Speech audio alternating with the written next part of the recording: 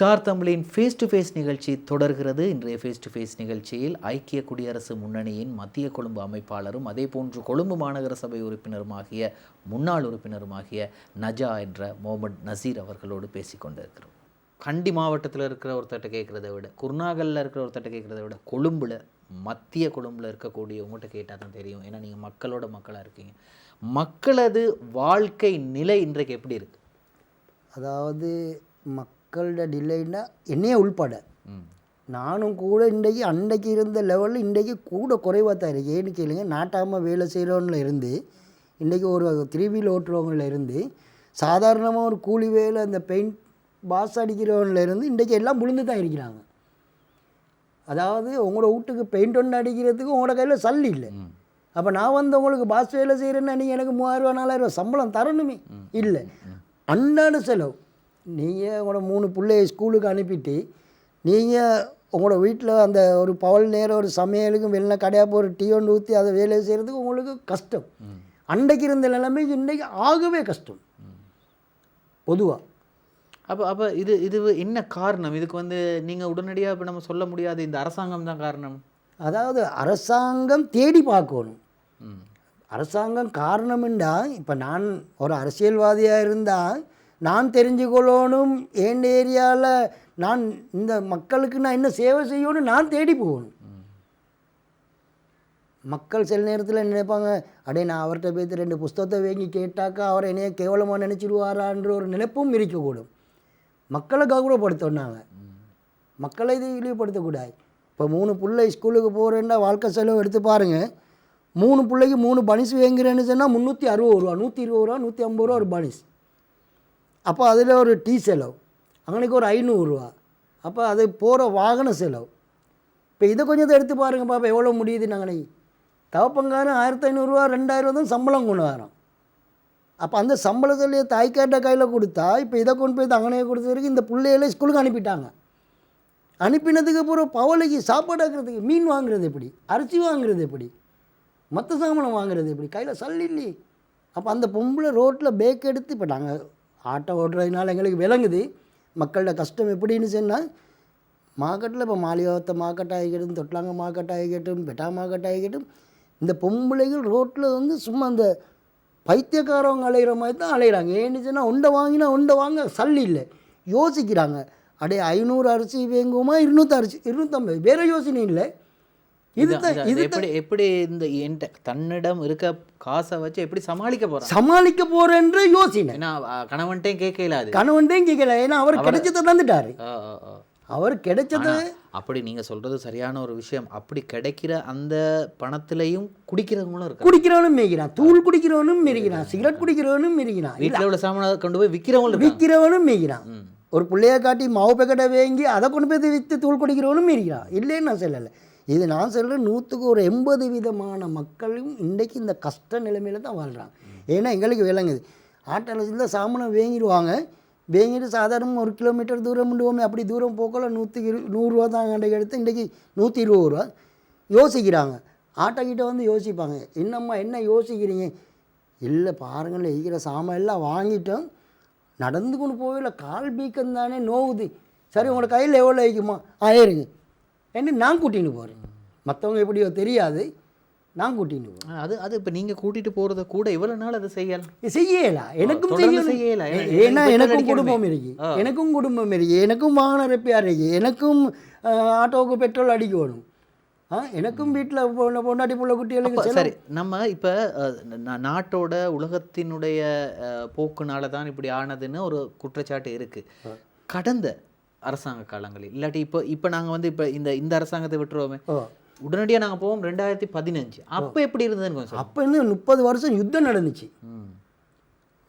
ஒரு செகண்டுக்கு எத்தனையோ கோடிக்கணக்கில் துப்பாக்கி சூடுபட்டு இந்த வெப்பன் நாசமாகிச்சு எங்களை சல்லி. அப்படி இருந்தும் கூட நாங்கள் கஷ்டப்படலையே. ஆர்த்திக பிரச்சனை எங்களுக்கு நல்லா இருந்துச்சு. பயணம் போனோம், சாப்பாடு அடித்தோம், பெட்ரோல் விலை குறைய இருந்துச்சு, சாமான சட்டி எல்லாம் அந்த மாதிரி லாபமாக இருந்துச்சு, எல்லாம் செஞ்சேன். சின்ன பொடியமார் 10-12 வயசு பொடியமார்கிட்ட சாக்கில் பாருங்கள், 5000 ரூபா சால், 500 ரூபா தாள், இப்படி சாக்கில் தள்ளி போட்டுக்கொண்டு போவானுங்க. எங்கள்கிட்ட சல்லி நாங்கள் சம்பாதிச்சோம், எங்கள்கிட்ட கிடச்சிச்சு அப்படின்றாங்க. இன்றைக்கு சம்பளமும் இல்லை, ஒன்றுமே இல்லை, திங்கிறதுக்கு வழி இல்லை. பொதுவாக சொல்ல போகணும். இதே தான் இப்போ நீங்கள் புறக்கோட்டையில் போயிட்டு உங்களோட நண்பன் ஒருத்தனை பெட்டாவில் போய் உங்கள் நண்பர் ஒருத்தட்ட கேட்டிங்கன்னா அவரும் தான் சொல்கிறார், வியாபாரம் இல்லை. வியாபாரம் இல்லை. ஓ, ஏன்னா மருமகன் ஒருத்தன் பேமெண்ட்டில் வியாபாரம். ஏன்னா ஒரு மருமகன் வந்து ஜீனத்தில் இதில் வேலை செய்கிறார், கடையில் வேலை செய்கிறாரு. இதே மாதிரி என்ன சில பேர் எல்லாம் கூலி வேலைக்காரங்க தான். என்னையும் எடுத்து பார்த்தா அதே மாதிரி தான். இப்போ நான் நினைக்கிறேன் ஏண்ட கஷ்டம்தான் உங்களுக்கு, உங்களோட கஷ்டம்தான் மற்றவனுக்கு நான் நினைக்கிறேன். ஆமாம், அதுதான் உண்மை. அதுதான் உண்மை. நான் நினைக்கவும் அப்படி தான். எனக்கிட்ட இருக்க உங்கள்கிட்ட இல்லை, உங்கள்கிட்ட இருக்குது அப்படி இல்லை. பொதுவாக நாட்டு நிலைமையை பார்க்கும்போது எல்லாருக்குமே ஒரு புளிஞ்சி கஷ்டமாக தான் வச்சுக்கிறாங்க. எல்லாருக்குமே ஒரு ஒரு ஒரு இருக்குது. தூள் விற்கிறவன கையில் இருக்குது, ஐஸ் விற்கிறவன கையில் இருக்குது, கஞ்சா அது இது விற்கிறவன கையில் காசு பருமாறு அந்த குரூப்ட கையில் இருக்குது.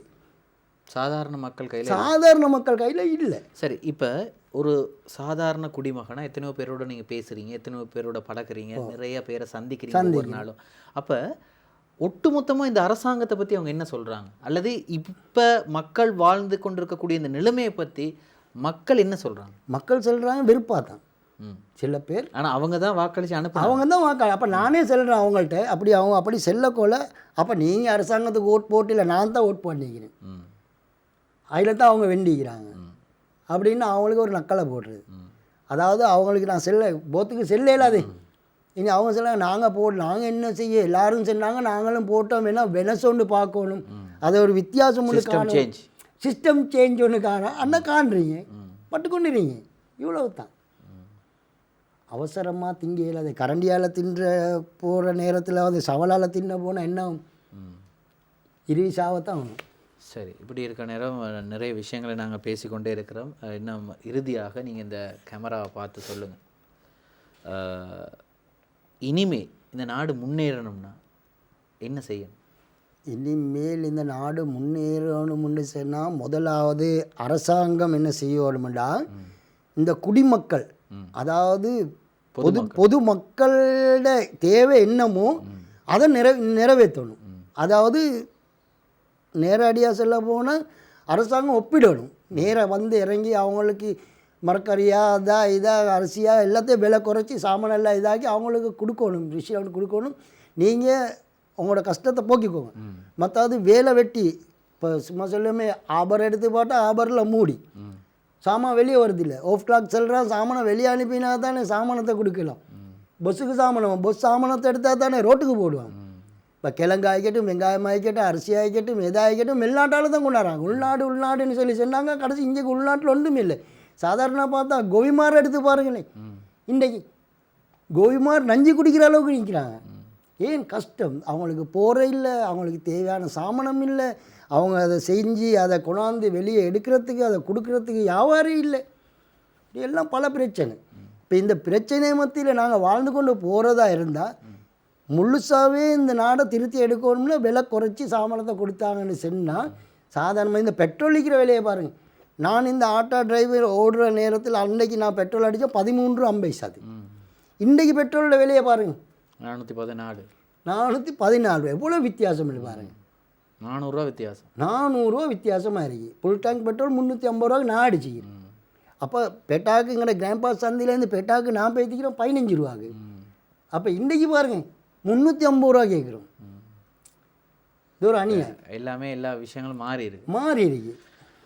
எனவே இன்றைய நாளில் எங்களோடு கலந்து கொண்ட கொழும்பு மாநகர சபையின் முன்னாள் உறுப்பினரும், அதாவது சிலரோட பேசுகிற நேரம் தான் உண்மையான மக்களுடைய கஷ்டம் என்னன்னு தெரியும். நீங்கள் சொன்ன விஷயங்கள் அத்தனையும் ஒரு சாதாரண குடிமகனுக்கு இருக்கக்கூடிய அவ்வளோ பிரச்சனையும் நீங்கள் மக்கள் முன் கொண்டாந்து வச்சுருக்கிறீங்க இந்த ஃபேஸ் டு ஃபேஸ் நிகழ்ச்சி. இல்லை, மக்களை பற்றி நான் எங்கே போய்த்து பேசணுன்றாலும் என்னையை பற்றி அல்ல நான் பேசணும், என்னையை வச்சு நான் மக்களை பேசணும். மக்களோட கஷ்டம்தான் எனக்கு இருக்கு. நானும் மக்கள் உண்டே, பொதுமக்கள் ஒருத்தன் தான் நான். அப்போ நான் பொதுமக்கள் ஒருத்தனா நான் இருந்து இல்லை மக்கள் பொய்ய சொல்கிறாங்க, அந்த எல்லா சாமானும் அந்த கடையிலேக்கு தான் சீனி உலகி பருப்பு உலகி பொய்ய சொல்லே அது எங்களுக்கு. உண்மையிலே இது விலை கூட தான். எந்த பொருள் எடுங்க, சாதாரணமான ஒரு வீட்டுக்கு ஒரு 4 பேருக்கு ஒரு டீ ஊற்றுறேன்னு எடுங்களே பார்ப்போம். 200 ரூபா எங்கர் பேக்கெட் ஒன்று சின்ன அந்த ஒரு நேரத்துக்கு ஊற்றுற டீ. அப்போ சீனியை எடுத்து பாருங்கள் 160 ரூபா, தேயிலை எடுத்தால் 500 ரூபா காலி. அதனால எல்லாரும் இப்போ ஒரு புருஷங்காரன் வந்து ஒரு 500 1500 கொடுத்தான்னு வைங்களே, 500 டீக்கு முடிஞ்சு, 500 டீக்கு முடிஞ்சு 1000 அந்த கையில் இருக்கு. அப்போ அந்த வெள்ளனைக்கு அந்த ஸ்கூலுக்கு போகிற பிள்ளைகள் 3 பேருக்கு செலவழிச்சு அந்த மனுஷன் என்ன ஆக்குவாப்பா அவளைக்கு? நான் போய் எப்படி வீட்டில் என்னப்பா சாப்பாடாக்கலையா, என்னப்பா கரையை இதாக்கி வச்சுக்கிறான் எனக்கு கேட்கலுமா? கேட்கலாம். அந்தளவு கஷ்டம். ஸ்டார் தமிழின் ஃபேஸ் டு ஃபேஸ் நிகழ்ச்சியில் இன்று மக்கள் எதிர்நோக்கும் பிரச்சனைகள் தொடர்பாக திரு நசீர் அவர்களோடு நஜா அவர்களோடு பேசி இருந்தோம். மிக்க நன்றி அண்ணா. இந்த நேரத்தில் வந்து எங்களுடைய நிகழ்ச்சியில் கலந்து கொண்டமைக்கு மிக்க நன்றி. வணக்கம். உங்களுடைய எதிர்கால திட்டங்கள் எல்லாம் இன்ஷா அல்லாஹ் சிறப்பாக நடக்க வாழ்த்துக்கள். நன்றி. அஸ்ஸலாமு அலைக்கும். வலைக்கும் சலாம்.